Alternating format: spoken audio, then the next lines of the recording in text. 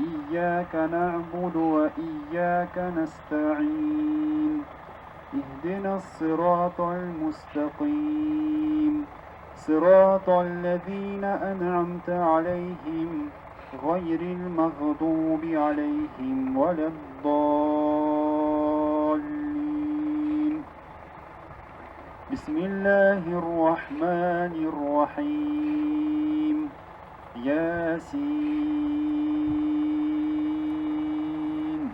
والقرآن الحكيم إنك لمن المرسلين على صراط مستقيم تنزيل العزيز الرحيم لتنذر قوما ما أنذر آباؤهم فهم غافلون لقد حق القول على أكثرهم فهم لا يؤمنون إنا جعلنا في أعناقهم أغلالا فهي إلى الأذقان فهم مقمحون وجعلنا من بين أيديهم سدا ومن خلفهم سدا فأغشيناهم فهم لا يبصرون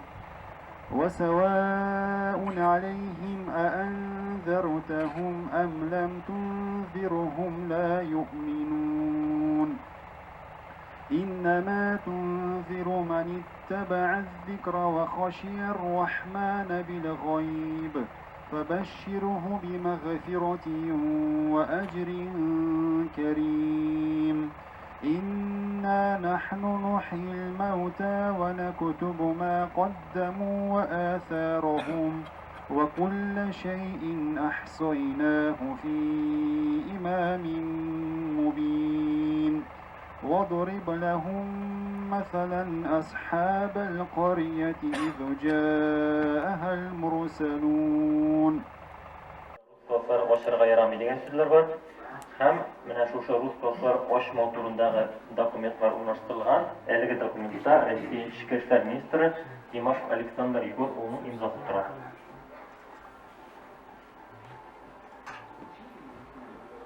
Bizning kelasi vitrinada imomning kitobxonasidan qolgan kitoblar, Arab grammatikasi, bir tug'an kalifon e'lonlari, payg'ambarimiz hadislari. Әмді әлігі экспонатылға келгенде, бұл Залтыш мәдрәсәсінің макеті. Әлігі макет 20-ші ғасыр башындағы документларға негізделіп эшләнгән, мәдрәсә интернат типында болған, жерде шәкіртләр яшәгәннәр һәм укыганнар, чөнки алар төрле ерак шәһәрләрдән уезлардан килә торган булганнар. Мәдрәсәдә барыс иракларны укыган, 10 яшьтән 40 яшькә кадәр мәдрәсәнең эшләү дәверендә 300 шәкерт укыган дип исәпләнә. Hem әлеге мәдрәсә Залтыш авылында, Ушы Кукмара районының Зур Тәрдек авылында Хуҗа Насыйбуллин исемле бай сәүдәгәр салдырган.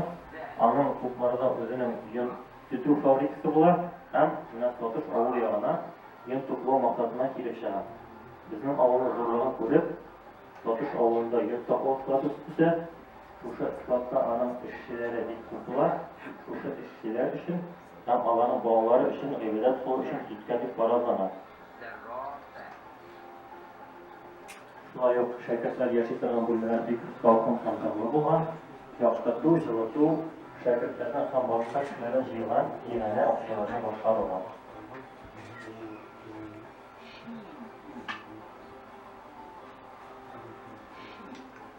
Безнең җирдә беренче китапханәсе һәм мөселман мәктәпләре турында мәгълүматлар урнаштырылган.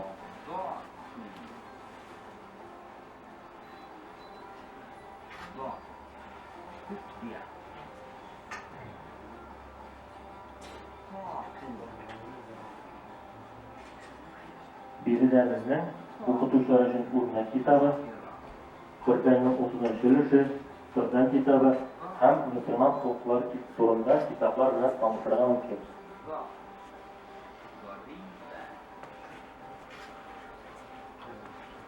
Şurada yok, Zалтыш мәдрәсәсендә укып чыккан күренекле язучылар турында мәгълүмат урнаштырылган. Миргали Тукмаксей, Мөхәммәд Гали, Сабиров, Әхмәт улы һәм аларның әсәрләренең беренче битләре дә бирегә урнаштырылган.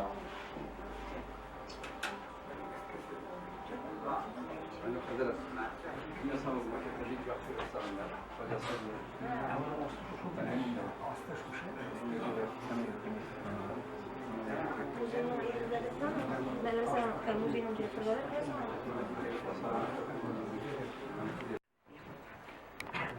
bu medresenin Osman belki orta böyle Araplık bitemini bir de kredi koyuyor. Mana bu sabitler sırası o altından bunun içinde dersler bulman. Bunun içinde ne? O Mustafa 80-90 yıllarda 80 yılın meşitinin muhtalarına ornaştırılgan, meşit zoraytıp yoğartılıp işlene, lekin 1907 yılda o Tuluzun şayonu bite. Hem halk sırağı boyunca Ufa şehirindeki Müslüman dini nezaretine müracaat etiler. Mana müracaat ettiğinin dokumenti. Birinci dokument koyulasız.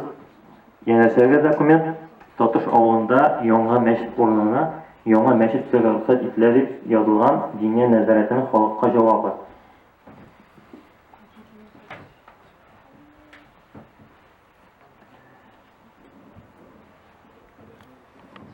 Şulay uq beride Totuş avlunun 1877 yılғы planını көре алабыз һәм 1885 yılғы хуҗалык саны исемлеге.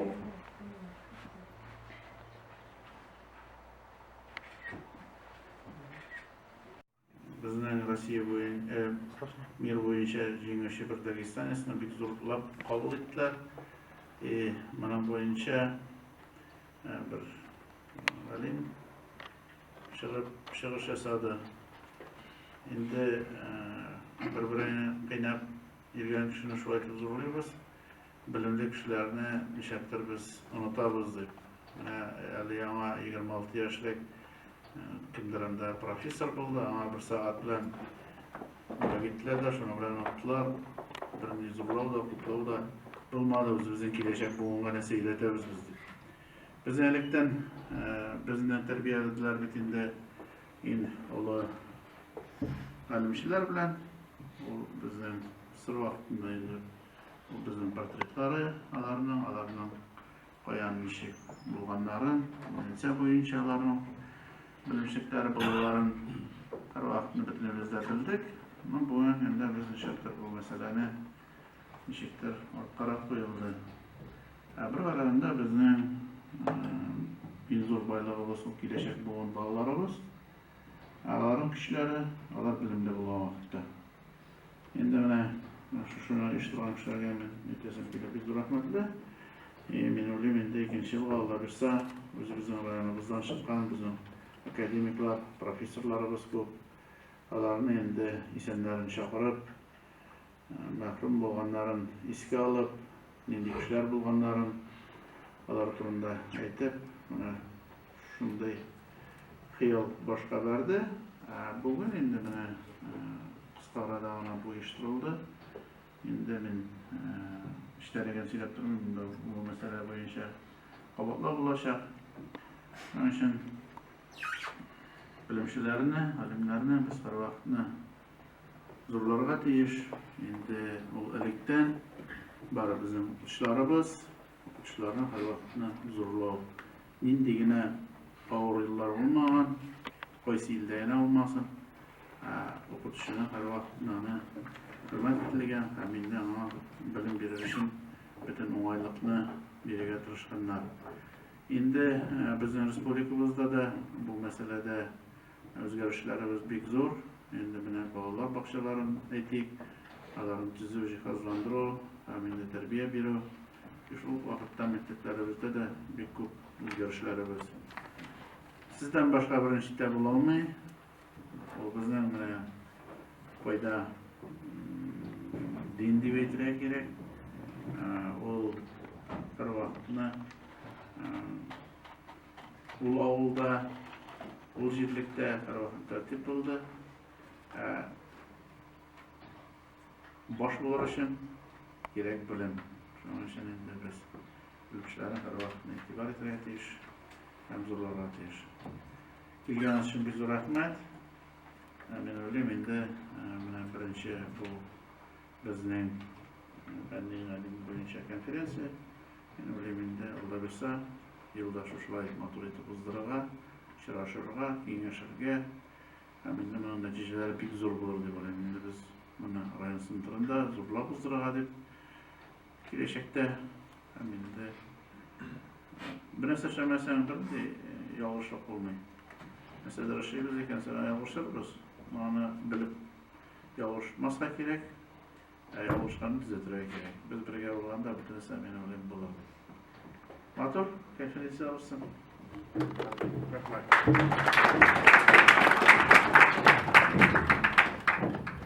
نعبد وإياك نستعين اهدنا الصراط المستقيم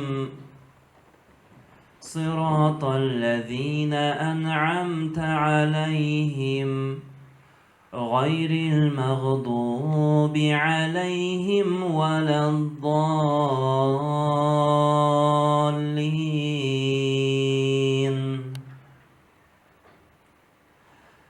بسم الله الرحمن الرحيم. يا أيها الذين آمنوا توبوا إلى الله توبة نصوحا عسى ربكم أن يكفر عنكم سيئاتكم ويدخلكم جنات تجري من تحتها الأنهار يوم لا يخزي الله النبي والذين آمنوا معه نورهم يسعى بين أيديهم وبأيمانهم يقولون ربنا أتمم لنا نورنا واغفر لنا إنك على كل شيء قدير. يا أيها النبي جاهد الكفار والمنافقين واغلظ عليهم ومأواهم جهنم وبئس المصير. Selamu ala hayri halki Muhammedin ve ala alihi ve sahbihi ecmaîn. Azizli kardeşlerim, Esselamu Aleyküm ve Rahmetullahi ve Berekatuh. İlk şartla aşıraşığa, Allah Teala özünün cennetinde aşıraşığa nasip olsaydı, işte biz dini nezaretinde Müftü Hazretler'de aşıraştık. Onun da sizge selamını tapşıram. Esselamu Aleyküm ve Rahmetullahi ve Berekatuh deyin. Bugün indi bunda Veli Ahmet Hazret Veli Ahmet İşan turunda biz onun kabirliğinde de vardık, sözde var. Bunda balalar var, imamlar var, mullalar var, işanlar var. Nerse bir ayrılar. İmam var, işan var. Şuna göre de bunda gelgen balalar indi zirek yine mağlumatlar olsun diye. Sizin bileğinde köbrek ışıraşabız son yıllarda Taceddin Yalçıbalı bularında şu konferensiyalarda hem indi bugün sizin bilen Veli Ahmet İşan'ın 100 yıllığına bağışlanan şu sabah okuları konferensiyasında ışıraştık. Hem sizin bilen ziratta bulduk, muzeyini gördük. Elbette muzeyde şu hatlı zavuk, şu hatlı zor məğnəli, hem her bir kişi içinde kızıklı muzey. Bunda bir köp hizmet koyulgan, bir köp tırışlık, maddi yaktan da, ilmi yaktan da. Bunun içinde elbette bir zor rahmet Resnavaş sizge. Bunu bütün Respublikanın bütün kişileri de, Respublikanın bütün dünyanın kişileri de görürge teyirip iseplemeyin. Bunun üstünde siz şimdi elbette bugün işleysiz. Eğinde bizning şəxslərimiz, şuşu galimlərimiz biz elbette bilirge deyiz. Her bir millet özünün tilin, dinin, urf adetlerin, medeniyetin bilip, saklap hem yaşarga deyiz. Hem biz anı barımızda ilesi bulunlarga dürüst etip tapşırırga deyiz. Mınday konferensiyalarının məğnəsi gerekliliği bizning yaşlarımızga devam etir için, bilim için bik gerek deyip sanayım. Hem indi һәм шул вакытта Ильяс хәзрәт Зиганшин Казан шәһәрендә 1000 ел исемендәге мәдрәсәне ректоры менә бүген килергә иде.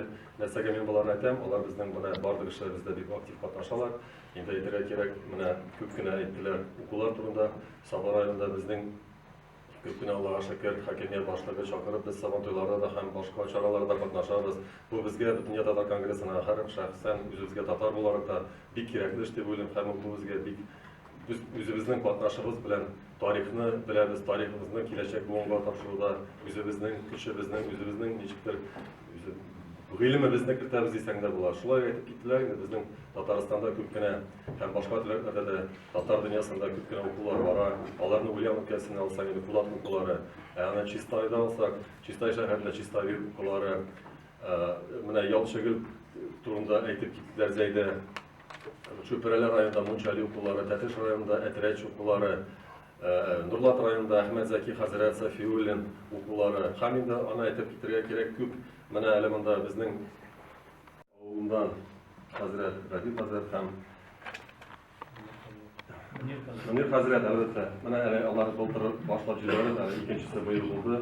Нәрсәгә мин моны әйтәм? Менә шул укулар белән хәзрәтләрнең, менә хакимият белән бергә эшләгән кешеләрнең тарихында, авылда тарихта булган кешеләрнең исемен табып, аларның үзләренең авылларына да тарих ясыйлар. Чөнки менә без Сабаны белсәк тә, әле менә без үзебездә сатыш алынып бар икән белмибез. Менә Бигани авылларында, Базарлы Биганиләрне белмидек. Шуңа күрә нәрсә әйтәс килә. Хәзер инде без аны шулай елдан ел менә бу авыллар кемнәр яшәгән, кемнәр булган, тарихта нинди из калдырган, шуларны тагын да күбрәк белеп, киләчәк буынга калдырасы була. Әлбәттә, әле монда бүгенге көндә бу чараларда бу авылда яшәгән, бу дөньядан киткән кешеләргә дуа булып бара. Бүгенге яшәгән кешеләргә горурлык, монда утырган балаларга киләчәк буынга горурлык. Әле бу авыллар безнең шундый шәхесләребез булуына, безнең үзебезгә, безнең милләттә шундый кешеләр булганга, ул безгә зур кирәкле эш һәм инде киләчәктә дә бу дәвам ителер дип уйлыйм. Әле Саба районында бу авылларда гына түгел, башка авылларда да андый шәхесләр бик күп дип беләбез.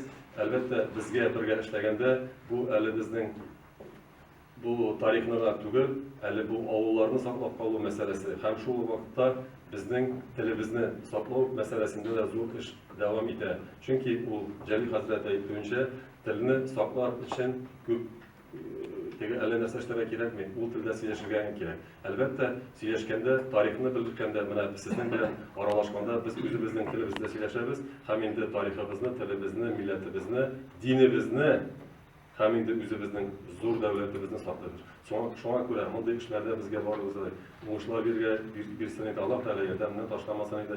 Хакимият башлыгына тагын бик зур рәхмәт. Инде шулай зур иттереп үзегездә килгәнгә һәм инде киләчәктә дә менә шулай бергә яшәргә насыйп итсен иде. Өегездә барыгыз да исән-сау булсын, балаларыгызны, утларыгызны рәхәтен күреп яшәгез. Аксакаллар Татарстанның дини нәзарәте каршында Аксакаллар шурасының гомуми җыелышы 30 ноябрьдә 16 елда булган иде. Шунда без резолюция кабул иткән идек. Ул үзебезнең Кыргызстаннарыбызны, Татарстанда Кыргызстаннарыбызны тәртипкә салып, үзебезнең имамнарыбызны, ишаннарыбызның каберләрен чистартып, аларны исеменә укулар әзерләп һәм башка дини мирасыбызны калдыру буенча. Һәм дә әлбәттә инде 5 декабрьдә мин яхшы хәтерлим, мин президентыбыз Рөстәм Нургалиевкә шушы мөрәҗәгать белән чыккан идем. Рөстәм Нургалиев үзенең вакыты, үзенең эше шулкадәр күп булуына карамастан 2 атнадан соң 21 декабрьдә 16 елда чыгарды үзенең карарын. Ничек ирешкән?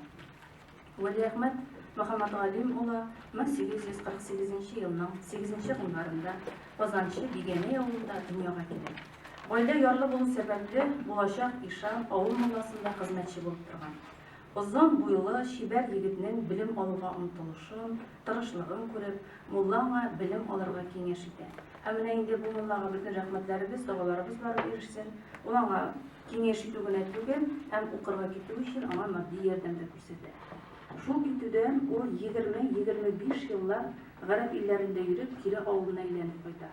1890 елның 10 февралендә Казанчы Бигәнәй авылы халкы документлар белән артыкта саклана, аны икенче мулла итеп сайлап куялар. Оренбург Диния мәҗлесендә муллалыкка имтихан тота. 11 елласын Оманыштан килгән Габдрахман Габдрашитов үтәде. Вәлиәхмәт Галимовның биографиясында билгесез, хәтта серле урыннар бик күп. Аның гаиләсен якын белгән кешеләр, хәтта балалары да аның яшь вакытын кайда уздыруы, муллалыкка кайда укуы, кайда медицинаны өйрәнүе турында төгәл мәгълүмат бирә алмыйлар.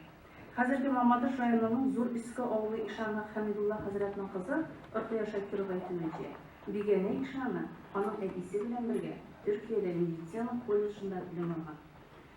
Вәлиәхмәт хәзрәт тирә-як халкы өчен бик күп яхшылыклар эшләгән. Акылга зәгыйфь балаларны җыеп, аерым йортта тәрбияләгән. Алар өчен шифахана оештырган, давалаган. Бик ераклардан балаларны алып килеп, калдырып китә, терелгәч кенә килеп ала торган булганнар. Бик гаҗәеп юмарт. Исем кушарга килгән һәр баланы яңа юрганга төреп җибәргән. Йортта һәр көнне бер сарык суйганнар, килгән юлаучыны ушатканнар. Казанчы Бигәнәйдә яшәүче Ишан йортында хезмәт иткән Таһира әби үзенең истәлекләрендә: "Без Ишан хәзрәтнең кече кызы Фатыйма белән, ул 1913 елда туган, бергә йоклый, бергә уйный идек. Ул бик яшь иде әле. Безне үзләре яши торган йортта йоклаталар иде. Миңа бер кайчан да каты сүз әйтүче булмады. Ишанның йортлары бик күп, ике хатынлары да бар иде. Иске аш өе, яңа аш өе, кунак өе, зал як, анда бик күп балалар яшиләр иде.